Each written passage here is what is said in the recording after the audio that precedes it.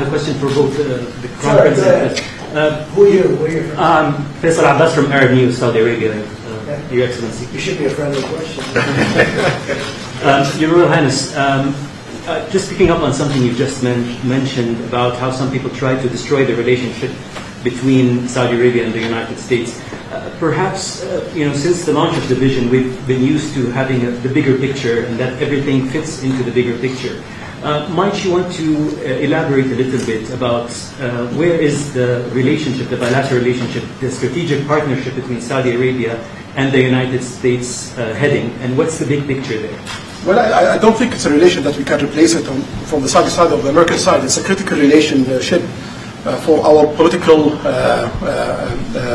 attempt, for our economical attempt, for our security, for our military, for many things. And it has been there for 9 decades, and the opportunities that we have today, it's huge, and it seems that it's going to get deeper in the next few decades. And what we are having today and tomorrow with President Trump, it's really a huge new chapter in this relation that will add value to both of us.